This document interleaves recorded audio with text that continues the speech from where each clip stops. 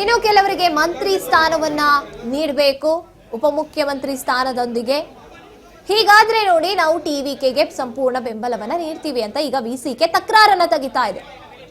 ಇವತ್ತು ಎಲ್ಲವೂ ಕೂಡ ಸರಿಯಾಗಿ ಆಗಿತ್ತಿದ್ರೆ ಇವತ್ತು ಅಧಿಕಾರವನ್ನ ಸ್ವೀಕಾರ ಮಾಡ್ತಾ ಇದ್ರು, ದಳಪತಿ ತನ್ನ ದರ್ಬಾರನ್ನ ಆರಂಭ ಮಾಡ್ತಾ ಇದ್ರು ದ್ರಾವಿಡ ನಾಡಲ್ಲಿ. ಆದ್ರೆ ಈ ಹೈ ಡ್ರಾಮಾ ಇನ್ನೂ ಕೂಡ ಮುಗಿಯೋ ಹಂತಕ್ಕೆ ಬಂದಿಲ್ಲ. ನಿನ್ನೆನೆ ಕ್ಲೈಮ್ಯಾಕ್ಸ್ ಹಂತಕ್ಕೆ ಬಂತು. 118 ಏನು ಸಂಖ್ಯಾಬಲ ಬೇಕಾಗಿತ್ತು, ಅದನ್ನ ರೀಚ್ ಆಗಿದ್ದಾಯ್ತು ಅಂತ ಅನ್ಕೊಳ್ಳುವಷ್ಟರಲ್ಲೇ ತಕರಾರನ್ನ ತೆಗಿತಾ ಇರುವಂತದ್ದು ವಿಸಿಕೆ. ಡಿಸಿಎಂ ಸ್ಥಾನ ಜೊತೆಗೆ ಸಚಿವ ಸ್ಥಾನವನ್ನ ನೀಡಲೇಬೇಕು, ಹಾಗಿದ್ರೆ ನಾವು ರೆಡಿ ಬೆಂಬಲ ನೀಡೋದಕ್ಕೆ ಅಂತ ಕೇಳ್ತಾ ಇರುವಂತದ್ದು. ಈಗ ಮನವೊಲಿಸೋದಕ್ಕೆ ವಿಸಿಕೆ ನಾಯಕರುಗಳನ್ನ ದಳಪತಿ ವಿಜಯ್ ಎಂಟ್ರಿ ಕೊಟ್ಟಿದ್ದಾರೆ. ಆರಂಭದಲ್ಲಿ ಡಿಸಿಎಂ ಸ್ಥಾನ ಕೊಡೋದಕ್ಕೆ ನಾವು ರೆಡಿ ಇಲ್ಲ ಅಂತ ವಿಜಯ್ ಹೇಳಿದ್ದು. ಈಗ ಎಷ್ಟೇ ಪ್ರಯತ್ನ ಪಟ್ಟರೂ ಕೂಡ ಇನ್ನ 2 ಸ್ಟೆಪ್ಸ್ ಬಾಕಿ ಇರುವಂತದ್ದು. ಮ್ಯಾಜಿಕ್ ನಂಬರ್ ಅನ್ನ ರೀಚ್ ಆಗೋದಕ್ಕೆ, ಅಧಿಕಾರವನ್ನ ಸ್ವೀಕಾರ ಮಾಡೋದಕ್ಕೆ.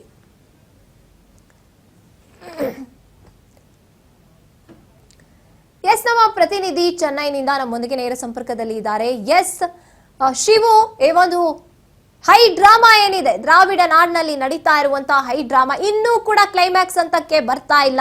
ಇನ್ನೆರಡೇ ಸ್ಟೆಪ್ಸ್ ಬಾಕಿ ಇರುವಂತದ್ದು. ವಿಸಿಕೆ ಆರಂಭದಲ್ಲಿ ಓಕೆ ಅಂದು ಈಗ ಯಾಕೆ ತಕರಾರು ತೆಗಿತಾ ಇದೆ? ಏನ್ ನಡೀತಾ ಇದೆ ಸದ್ಯದಲ್ಲಿ ಅಲ್ಲಿ ಪರಿಸ್ಥಿತಿ ಅಂತ?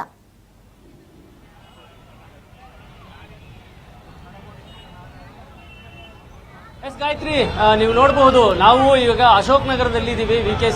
ವಿಸಿಕೆಯ ಕೇಂದ್ರ ಕಚೇರಿಯಲ್ಲಿ ಬೆಳಿಗ್ಗೆ 10 ಗಂಟೆಯಿಂದಲೂ ಕೂಡ ಈಗ ಸುಮಾರು 1 ಗಂಟೆ 10 ನಿಮಿಷ ಆಗುತ್ತೆ. ಇಲ್ಲಿವರೆಗೂ ಕೂಡ ಪ್ರೆಸ್ ಮೀಟ್ ಬರ್ತಾರೆ ತಿರುಮಾವಳವನ್ ಬರ್ತಾರೆ ಅಂತೇಳಿ ಇಡೀ ನ್ಯಾಷನಲ್ ಲೆವೆಲ್ನ ಎಲ್ಲ ಮೀಡಿಯಾಗಳು ಕೂಡ ಕಾಯ್ತಾ ಇದ್ದು, ಆದ್ರೆ ಬರಲೇ ಇಲ್ಲ. ರಾಜ್ ನ್ಯೂಸ್ ತಿರುಮಾವಳವನಿಗೆ ಒಂದು ಮೆಸೇಜ್ ಅನ್ನ ಹಾಕುತ್ತೆ, ನೀವು ಇಲ್ಲಿ ಪ್ರೆಸ್ ಮೀಟ್ ಮಾಡ್ತೀನಿ ಅಂತ ಹೇಳಿ ನೀವು ಬರಲಿಲ್ಲ, ನೀವು ಏನ್ ಪ್ರೆಸ್ ಮೀಟ್ ಮಾಡ್ತೀರಾ ಇಲ್ವಾ ಅನ್ನುವಂಥದ್ದನ್ನ ಕೇಳಿದಾಗ ಆಗ ಅವರ ಪಕ್ಷದ ವಕ್ತಾರರು ಬಂದು ಈಗಷ್ಟೇ ಹೇಳಿದ್ದಾರೆ, ನಾವು ಅಧಿಕೃತವಾಗಿ ಪ್ರೆಸ್ ಮೀಟ್ ಕರೆದಿರ್ಲಿಲ್ಲ, ನಾವು ನಮ್ಮ ತೀರ್ಮಾನವನ್ನ ನಾಳೆ ತಿಳಿಸ್ತೀವಿ ಅಂತ ಹೇಳಿದ್ವಿ. ಆದ್ರೆ ಪ್ರೆಸ್ ಮೀಟ್ಗೆ ನೀವೆಲ್ಲರೂ ಅಚಾನಕ್ ಆಗಿ ಬಂದಿರೋದ್ರಿಂದ ನಾವು ಕ್ಷಮೆಯನ್ನ ಯಾಚಿಸ್ತೀವಿ. 4 ಗಂಟೆಗೆ ಇವತ್ತು ನಾವು ನಮ್ಮ ಪಕ್ಷದ ತೀರ್ಮಾನ ಏನು ಅನ್ನೋದನ್ನ ತೀರ್ಮಾನ ಮಾಡ್ತೀವಿ, ಆಗ್ಲೇ ನಾವು ಪತ್ರಿಕಾಗೋಷ್ಠಿಯನ್ನ ಕರಿತೀವ ಅನ್ನುವಂಥದ್ದನ್ನು ಕೂಡ ಹೇಳಿದ್ದಾರೆ. ಈಗ ಈ ಕೇಂದ್ರ ಕಚೇರಿಯಲ್ಲಿ ನೋಡಬಹುದು ಎಷ್ಟು ಜನ ಇದ್ದಾರೆ ಅಂತ ಹೇಳಿದ್ರೆ, ಅಶೋಕ್ ನಗರದ ಈ ಒಂದು ಸ್ಥಳದಲ್ಲಿ ಎಲ್ಲರೂ ಕೂಡ ಇಲ್ಲಿ ಬಂದು ಬೆಳಿಗ್ಗೆ 10 ಗಂಟೆಯಿಂದ ಕಾಯ್ತಾ ಇರೋದು. ಟಿವಿಕೆ ಕಾರ್ಯಕರ್ತರಿದ್ದಾರೆ, ವಿಸಿಕೆ ಕಾರ್ಯಕರ್ತರಿದ್ದಾರೆ, ಪೊಲೀಸರು ಇದ್ದಾರೆ, ಎಲ್ಲರೂ ಕೂಡ ಕಾಯ್ತಾ ಇದ್ದಾರೆ. ತಿರುಮಾವಳವನ್ ಏನ್ ನಿರ್ಧಾರ ತೆಗೆದುಕೊಳ್ತಾರೆ? ಟಿವಿಕೆ ಸಪೋರ್ಟ್ ಮಾಡ್ತಾರಾ ಇಲ್ವಾ? ಸಪೋರ್ಟ್ ಮಾಡೋದಾದ್ರೆ ಅವ್ರಿಗೆ ಏನ್ ಬೇಡಿಕೆಗಳನ್ನ ಇಟ್ಟಿದ್ದಾರೆ? ಈಗ ಇಲ್ಲಿ ಬಂದು ಸಪೋರ್ಟ್ ಮಾಡ್ತೀವಿ ಅಂತ ಪತ್ರಿಕಾಗೋಷ್ಠಿಯನ್ನ ಕರೆದ್ರೆ ಇಮಿಡಿಯೇಟ್ ಆಗಿ ಮತ್ತೆ ಇಲ್ಲಿ ವಿಜಯ್ ಕೂಡ ಬರಬಹುದು ಅನ್ನೋಂತ ಎಲ್ಲರ ನಿರೀಕ್ಷೆ ಕೂಡ ಇತ್ತು. ಸೊ ಈ ರಸ್ತೆ ಸಂಪೂರ್ಣವಾಗಿ ಈಗ ಜನರಿಂದ ತುಂಬೋಗಿದೆ.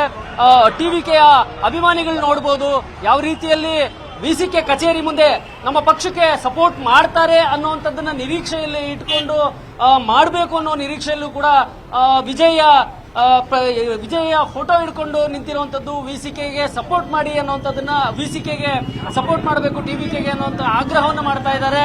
ಸೊ ಎಲ್ಲರೂ ಕೂಡ ಇಲ್ಲಿ ಸೇರ್ಕೊಂಡಿದ್ದಾರೆ. ಎಲ್ಲ ನಮ್ಗೆ ಅಂದ್ರೆ ಈಗ 10 ಗಂಟೆಯಿಂದ ಸುಮಾರು 1:10 ಕೂಡ ಇನ್ನೂ ಯಾವುದೇ ಅಧಿಕೃತವಾದಂತಹ ಘೋಷಣೆ ಹೊರಗಡೆ ಬಿದ್ದಿಲ್ಲ. ಇದು ನಿಜಕ್ಕೂ ತಮಿಳುನಾಡಿನ ಜನ ಮತ್ತೆ ದೇಶದ ಎಲ್ಲರೂ ಕೂಡ ಏನಾಗ್ತಾ ಇದೆ, ನಿನ್ನೆ ನಾವು ಎಡಪಕ್ಷಗಳು ತೀರ್ಮಾನ ಮಾಡಿದ ತಕ್ಷಣನೇ ನಾವು ನಮ್ಮ ತೀರ್ಮಾನವನ್ನ ಹೇಳ್ತೀವಿ ಅನ್ನುವಂಥದ್ದನ್ನ ತಿರುಮಾವಳವನ್ ಹೇಳಿದ್ರು. ಎಡಪಕ್ಷಗಳು ತೀರ್ಮಾನ ಮಾಡಿ ಆಯ್ತು, ಎಡಪಕ್ಷಗಳು ಲೆಟರ್ ಕೊಟ್ಟೆ ಆಯ್ತು, ಅಲ್ಲಿಗೆ ಒಂದು ಅಭಿನಂದನೆಯನ್ನು ಕೂಡ ಸಲ್ಲಿಸೇ ಆಯ್ತು. ಸೊ ಇಲ್ಲಿ ವಿಸಿಕೆಯ ಕೊನೆ ಹಂತದಲ್ಲಿ ನಮಗೆ ಬೇರೆ ಬೇರೆಯ ಹುದ್ದೆಗಳು ಬೇಕು ಅನ್ನುವಂಥ ಡಿಮ್ಯಾಂಡ್ ಅನ್ನ ಏನ್ ಮಾಡಿದ್ರು, ಆ ಡಿಮ್ಯಾಂಡ್ ಅನ್ನ ಇಟ್ಟುಕೊಂಡು ಈಗ ನೆಗೋಷಿಯೇಷನ್ ನಡೀತಾ ಇದೆ. ತಿರುಮಾವಳವನ್ ಎಲ್ಲಿದ್ದಾರೆ ಗೊತ್ತಿಲ್ಲ, ಯಾವ ಹೋಟೆಲ್ ಮಾತಾಡ್ತಿದಾರೋ ಗೊತ್ತಿಲ್ಲ. ಸೊ ಟಿವಿಕೆ ಅವರು ಅವ್ರ ಜೊತೆಗೆ ಇನ್ನೂ ಯಾವ ರೀತಿಯ ಮಾತುಕತೆ ನಡೆಸ್ತಾ ಇದ್ದಾರೆ. ಸೊ ಅವ್ರು ಕೇಳಿರುವಂತಹ ಒಂದು ಕಡೆ ಏನು ಮಾಹಿತಿಗಳು ಬರ್ತಾ ಇದೆ ಅಂದ್ರೆ, ಪಕ್ಷದ ಒಳಗಡೆಯಿಂದ ಡಿಸಿಎಂ ಹುದ್ದೆಯನ್ನು ತೆಗೆದುಕೊಳ್ಳಿ ಅನ್ನುವಂತ ಒಂದು ಒತ್ತಡ ಬರ್ತಾ ಇದೆ. ಸ್ವತಃ ತಿರುಮಾವಳವನ್ ನಮಗೆ ಯಾವುದೇ ಹುದ್ದೆಗಳು ಬೇಡ, ನಾವು ಹೊರಗಡೆಯಿಂದ ಸಪೋರ್ಟ್ ಮಾಡುವ ಅನ್ನುವಂತ ಒಂದು ಅಭಿಪ್ರಾಯವನ್ನು ಹೊಂದಿದ್ದಾರೆ ಅನ್ನುವಂಥದ್ದು ಹೇಳಲಾಗ್ತಾ ಇದೆ. ಈ ಎಲ್ಲದರ ಮಧ್ಯೆ ಕೂಡ ನಿನ್ನೆ 2 ಗಂಟೆಗಳ ಕಾಲ ಚರ್ಚೆಯನ್ನು ಮಾಡಿದ್ರು. DMKಯ ಸ್ಟಾಲಿನ್ ಅವರ ಜೊತೆಗೆ ತಿರುಮಾವಳವನ್ 2 ಗಂಟೆಗಳ ಕಾಲ ಚರ್ಚೆಯನ್ನು ಮಾಡಿದ್ರು. ಆ ಚರ್ಚೆಯಲ್ಲಿ ಏನೆಲ್ಲ ಆಯ್ತು ಅನ್ನುವಂಥದ್ದು ಯಾರಿಗೂ ಗೊತ್ತಿಲ್ಲ. ಸೊ ಈ ಎಲ್ಲಾ ಬೆಳವಣಿಗೆಗಳ ನಡುವೆ ಇವತ್ತು ಹೊರಗಡೆ ಬೀಳಬೇಕಾಗಿದ್ದಂತ ತಿರುಮಾವಳವನ್ ಅವರ ತೀರ್ಮಾನ, ವಿಸಿಕೆಯ ತೀರ್ಮಾನ ಇನ್ನೂ ಕೂಡ ಹೊರಗಡೆ ಬಂದಿಲ್ಲ. ಈಗ ಎಸ್ ಶಿವು, ಅಲ್ಲಿ ಎರಡೂ ಪಕ್ಷದ ಕಾರ್ಯಕರ್ತರು ಕೂಡ ಇರೋದನ್ನ ನಾವು ನೋಡ್ತಾ ಇದೀವಿ. ಯಾರನ್ನಾದ್ರೂ ನೀವು ಮಾತನಾಡ್ಸಕ್ಕಾಗುತ್ತಾ ಅಂತ ಅಲ್ಲಿನ ಪರಿಸ್ಥಿತಿ ಬಗ್ಗೆ ಯಾರನ್ನಾದ್ರೂ ಕಾರ್ಯಕರ್ತರನ್ನ ಮಾತಾಡ್ಸಕ್ಕಾಗುತ್ತಾ? ನಾವು ಕೆಲವರನ್ನ ಮಾತನಾಡಿಸುವಂತ ಪ್ರಯತ್ನವನ್ನು ಕೂಡ ಮಾಡ್ತೀವಿ. ಇಲ್ಲಿ ತಮಿಳಿನ ಜನ ಇರೋದ್ರಿಂದ ಅವ್ರನ್ನ ಕೆಲವ್ರನ್ನ ಮಾತನಾಡಿಸ್ ಕೂಡ ಮಾಡ್ತೀವಿ. ಸರ್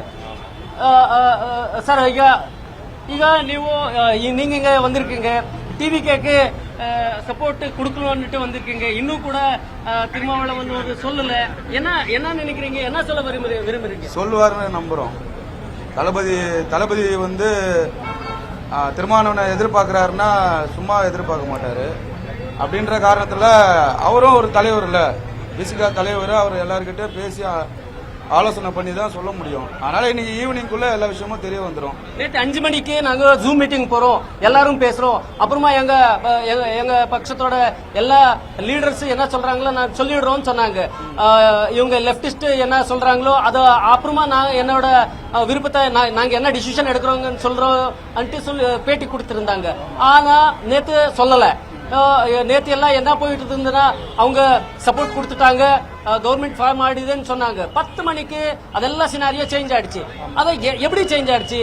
இதுக்கு என்ன நடந்துட்டு இருக்கு? ஏன்னா திருமாவளவன் ஒரு முக ஸ்டாலின் அவங்க கூட 2 மணி நேரம் பேசி வந்த பிறகு இன்னும் டெக்னிக்காக அவங்களுக்கு சப்போர்ட் தரலன்னு சொன்னாங்க. இதை பத்தி என்ன சொல்றீங்க?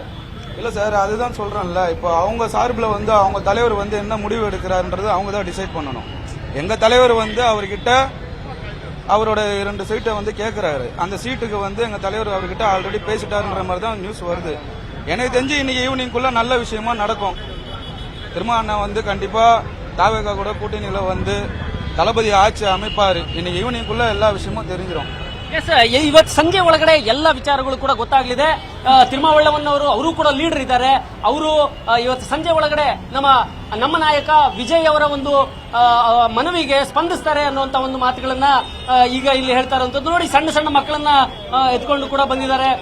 ಹಲವಾರು ಜನ ಇಲ್ಲಿ ಬಂದಿರುವಂತದ್ದು ಎಷ್ಟು ಅಂತಂದ್ರೆ ವಿಸಿಕೆ ಮತ್ತೆ ಟಿವಿಕೆಯ ಅಭಿಮಾನಿಗಳು, ಕಾರ್ಯಕರ್ತರು ಎಲ್ಲರೂ ಕೂಡ ಇಲ್ಲಿ ಜಮಾಯಿಸಿದ್ದಾರೆ. ಅವರ ಅಭಿಪ್ರಾಯಗಳನ್ನ ಕೇಳ್ತಾ ಹೋಗೋದಾದ್ರೆ ನಮಗೆ ತಿರುಮಾವಳವನ್ ಅವರ ಮೇಲೆ ನಂಬಿಕೆ ಇದೆ, ಅವರನ್ನ ನಾವು ನಂಬುತ್ತೇವೆ ಅನ್ನುವಂಥದ್ದನ್ನ ಹೇಳಿದ್ದಾರೆ. ಜೊತೆಗೆ ಅವರಿಗೆ ಅವರ ತೀರ್ಮಾನ ಒಳ್ಳೆ ರೀತಿಯಲ್ಲಿ 4 ಗಂಟೆಯ ಒಳಗಡೆ ನಮಗೆ ಸಿಗುವಂತ ಸಾಧ್ಯತೆ ಇದೆ ಅನ್ನುವಂಥದ್ದನ್ನ ಹೇಳ್ತಾ ಇದ್ದಾರೆ, ನಂಬುತ್ತಾ ಇದ್ದಾರೆ. ಯಾಕಂದ್ರೆ ಬೇರೆ ಪಕ್ಷದವನ್ನ ನಾವು ಯಾವ ರೀತಿ ನಂಬೋದಿಲ್ವೋ ಈಗ ನಾವು ತಿರುಮಾವಳವನ್ ಅವರನ್ನ ನಂಬುತ್ತೀವಿ, ಆ ಒಂದು ಪರಿಸ್ಥಿತಿನೇ ಇದೆ ಅಂತ ಹೇಳ್ತಾರೆ. ನೋಡಬಹುದು ನೀವು ಇಲ್ಲಿ ಯಾವ ರೀತಿಯಾಗಿ ಎಲ್ಲರೂ ಕೂಡ ಅವರವರ ಒಂದು ಸಪೋರ್ಟ್ ಅನ್ನ ತೋರಿಸ್ತಾ ಇರುವಂತದ್ದು. ಸೊ ಅತ್ಯಂತ ಹೆಚ್ಚಿನ ನಂಬಿಕೆ ಇದೆ. ಸರ್, நீங்க எங்கிருந்து வந்திருக்கீங்க? தருமபுரி. என்ன விஷயமா வந்திருக்கீங்க? சார், எங்க தளபதிக்கு நிறைய பிரச்சனை இருக்கு, அதனால அவர் நேரில் பார்க்கலாம்னு சொல்லிட்டு வந்திருக்கோம் சார்.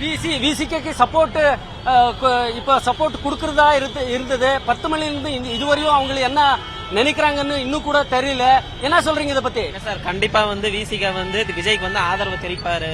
திங்கட்கிழமை தளபதி கோட்டையில போய் அமர்வது நிச்சயமாக உறுதி. கண்டிப்பா நான் நிரந்தர முதல்வர், தமிழக முதல்வர் தளபதி விஜய் அவர்கள் தான். நீங்க என்ன சொல்றீங்க? திருமாவளவன் இது சப்போர்ட் கொடுப்பாங்கன்னு நினைக்கிறீங்களா?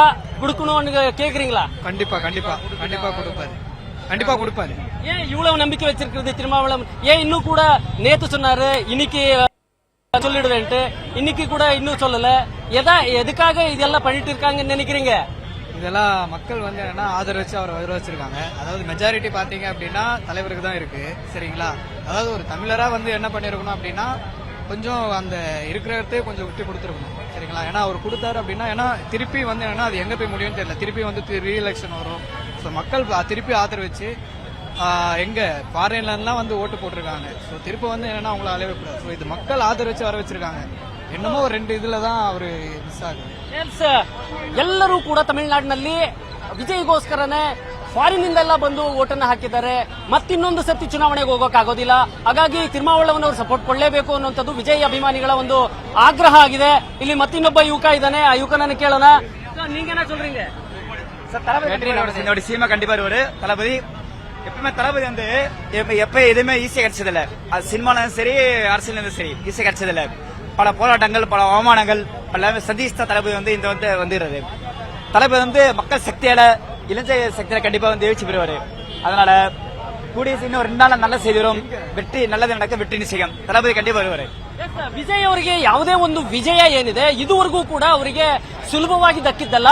ಅವರು ಬಹಳಷ್ಟು ಹೋರಾಟವನ್ನೇ ಮಾಡ್ಕೊಳ್ತಾನೆ ಪ್ರತಿಯೊಂದು ಹಂತದಲ್ಲಿ ಅವರಿಗೆ ಈ ಹೋರಾಟವನ್ನ ಮಾಡ್ಕೊಂಡೇ ಅವರಿಗೆ ಯಶಸ್ಸನ್ನ ಸಿಕ್ಕಿರುವಂತದ್ದು. ಈ ಹಂತದಲ್ಲೂ ಕೂಡ ಅದೇ ರೀತಿಯ ಯಶಸ್ಸು ಸಿಗುತ್ತೆ.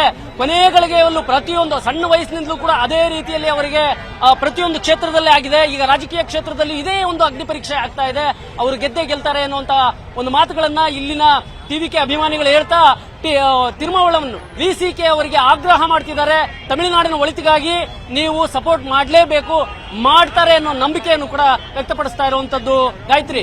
ಎಸ್ ಶಿವು, ಈಗ ನೋಡ್ತಾ ಹೋದಾಗ ಪ್ರತಿಯೊಬ್ರು ಕೂಡ ಅಲ್ಲಿ ಕಾದು ನಿಂತಿರುವಂತದ್ದು ಏನಾಗುತ್ತೆ ಅಂತ. ವಿಜಯ್ ಕೂಡ ಎಂಟ್ರಿ ಕೊಡ್ತಾರೆ, ಇನ್ನು ವಿಸಿಕೆ ತಿರುಮಾವಳವರು ಕೂಡ ಎಂಟ್ರಿ ಕೊಡ್ತಾರೆ ಅಂತ. ಏನಾದ್ರೂ ಹೀಗೆ ಮುಂದುವರಿತಾ ಇದ್ರೆ ಒಂದ್ ರೀತಿಯಾಗಿ ಕೆಂಡಾಕಾರೋದ್ರಲ್ಲಿ ಡೌಟ್ ಇಲ್ಲ ಅಂತ ಹೇಳ್ಬೋದು ಅಭಿಮಾನಿಗಳಲ್ವಾ?